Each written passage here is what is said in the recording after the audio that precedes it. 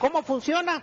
Es que se acercan a las agencias de tierras, que es otro tema que tenemos en la planificación estratégica, es que estamos descentralizando y desconcentrando el fondo de tierras. Antes los trámites por lo regular se venían a hacer a la oficina central, ahora estamos creando agencias de tierras en todo el territorio para que la gente va a hacer sus solicitudes a las agencias de tierra.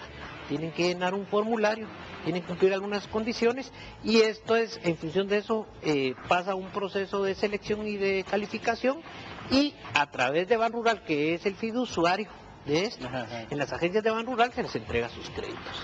Ya, y esto de las agencias es sumamente importante, digamos, nosotros hemos sido también particularmente críticos con la concentración en el caso del fondo, en el caso del mismo Ministerio de Agricultura, un Ministerio de Agricultura concentrado en la capital cuando su función es...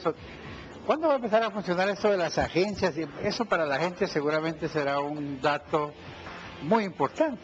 Sí, como te comentaba, parte de las propuestas innovadoras de esta agenda estratégica y que fue aprobada ayer, es que desde hoy ya comenzamos a planificar la creación de oficinas regionales y abajo de las oficinas regionales vienen todas las agencias de tierras que funcionen como agencias bancarias, por decir así, que la gente vaya al lugar y hacer sus trámites y ahí mismo se les dé la gestión. Significar que en este semestre ya haya un primer despliegue. Yo me atrevo a decirte que si nos juntamos de aquí a un mes en este programa tan interesante, yo ya incluso podría traerte hasta resultados de cuántas agencias se han creado, cuántos resultados ya tenemos de esto. Ese es un buen dato, Eddie. Gracias. Vamos a hacer un corte y luego volvemos con el tema de la deuda agraria para cerrar nuestro programa del día de hoy. Vamos entonces y luego volvemos.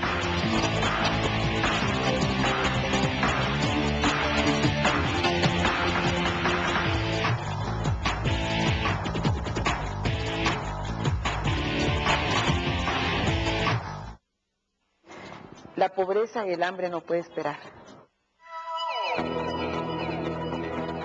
Y la gente lo sabe, la gente me tiene confianza y sabe que yo no le voy a fallar.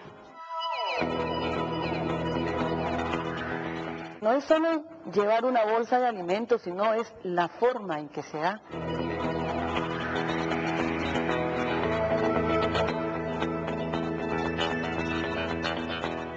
Con voluntad política se pueden arreglar muchas cosas. Sandra Torres para rato.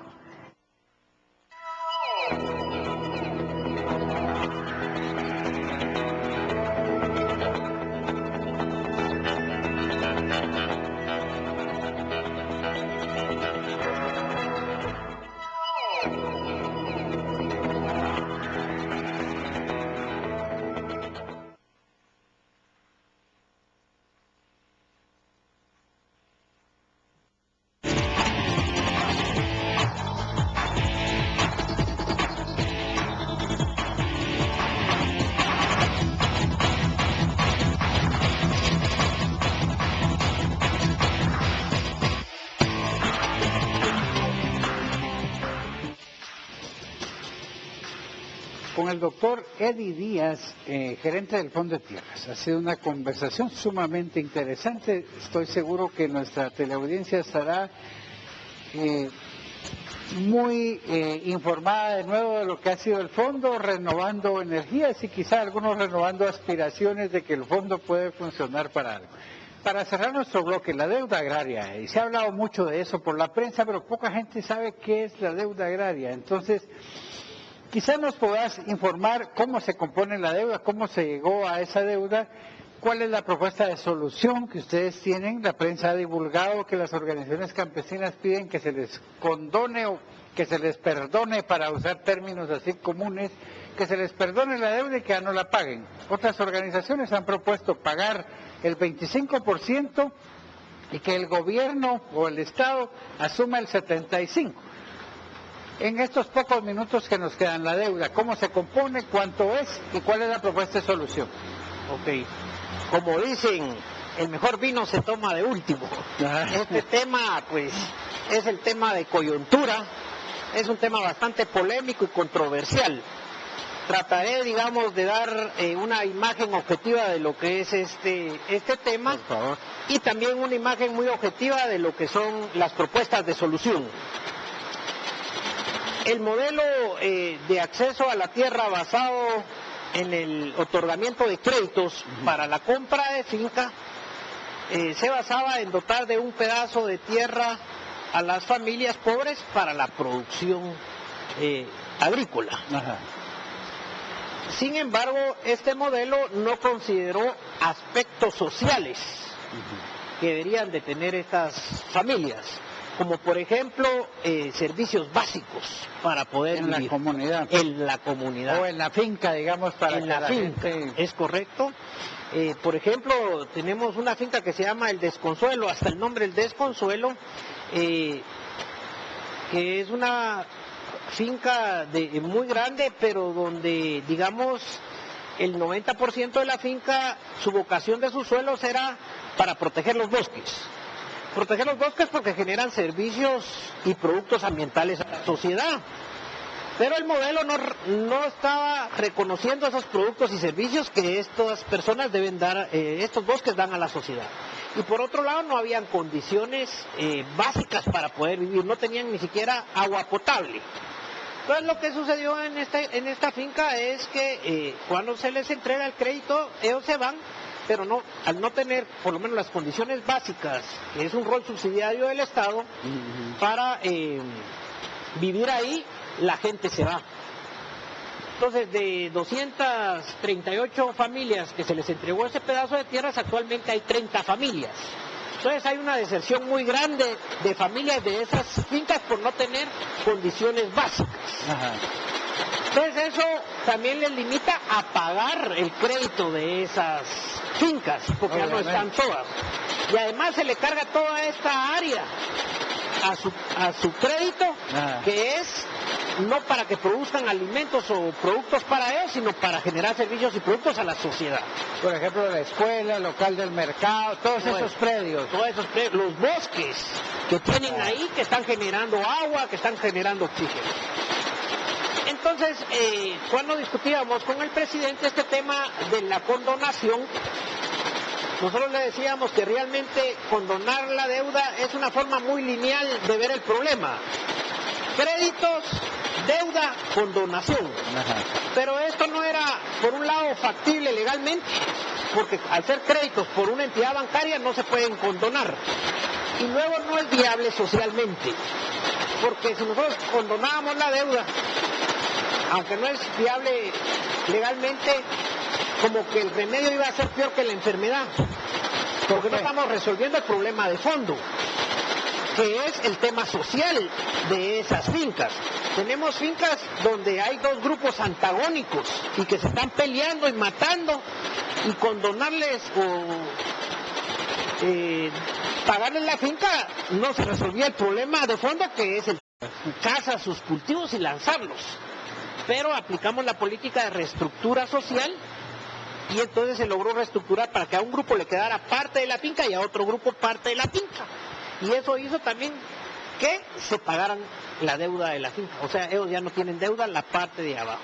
Entonces eso es a lo que nos referimos a estructura social, que es fundamental antes de entrar a hablar de condonar y todo eso. ¿Cuál es la respuesta de las organizaciones campesinas que han tenido ustedes o de las organizaciones locales? Porque esto lo están tratando no con la organización nacional, sino si es caso por caso con la organización de la... ¿Ha habido respuesta positiva? ¿Cómo está esa parte? Sí, ese, digamos, creo que es bien importante porque aquí tenemos dos escenarios. Un escenario nacional con organizaciones nacionales, ajá, donde se oponen a esta forma de atender, mecanismo, que es caso por caso. Pero nos hemos juntado con las 93 fincas, ajá, y todas están con la disposición de entrar a este modelo caso por caso. Te digo, es un tema que ya comenzamos a trabajar, ni siquiera desde aquí en adelante ya hemos comenzado, porque lo primero que se hizo fue la propuesta que hizo el presidente de subsidios graduales. ajá. El primer tema es subsidiarles el 100% de los intereses que ellos tenían acumulados. Luego 100% de la mora, toda la mora se les quitó. Luego se les subsidió el 99% de los intereses. Hoy por hoy no paga intereses ninguna finca. E incluso se amplió el periodo de gracia. Durante el periodo de gracia que tienen las fincas no pagan intereses. O sea que sí ha habido acciones gubernamentales Claro. y del fondo en eso. Y el segundo paso es reestructurarlo socialmente. Ya. Y el otro paso es reactivación productiva. Ya entra Darles la más dinámica. incentivos y subsidios para producir.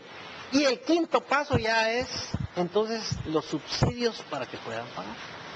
Gracias, Eddie. Hemos llegado al final de nuestro programa. Quisiéramos agradecerte el haber venido y darte un minuto para que puedas dirigir un mensaje en tu calidad de gerente del Fondo de Tierras a nuestra teleaudiencia. Sí, realmente yo quisiera dirigirme más que todo a la población rural, a la población pobre, que son los beneficiarios del Fondo de Tierras, para decirles, como tú decías, creo que hay un respiro a las aspiraciones de la sociedad. En el corto plazo van a haber productos ya concretos de esta nueva reestructura. Ya tenemos resultados de la política de desarrollo rural que el actual presidente está llevando a cabo, la política de economías campesinas que a través del Fondo de Tierras estamos canalizando y donde van a haber resultados concretos para ello. Gracias de nuevo, Eddie. Este fue su segmento Perspectivas del Desarrollo. Deseamos mucho éxito a la gestión de Eddie.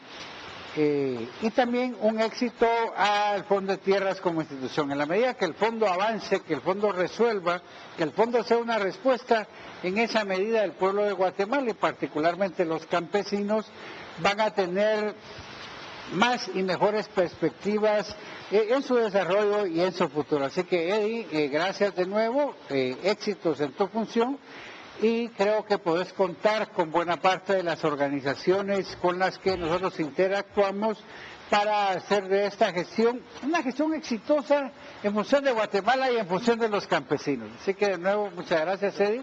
Nos vemos la próxima semana. Vamos a tener un debate con un delegado o un diputado, un señor diputado de la bancada líder, con quien vamos a discutir la postura de la bancada sobre la ley de desarrollo rural, sobre la iniciativa de ley de desarrollo rural. Así que les esperamos para escuchar cuál es la propuesta, cuál es la ponencia y las inquietudes de los señores diputados. Gracias a ustedes y gracias, Eddie, de nuevo, y nos vemos el próximo miércoles.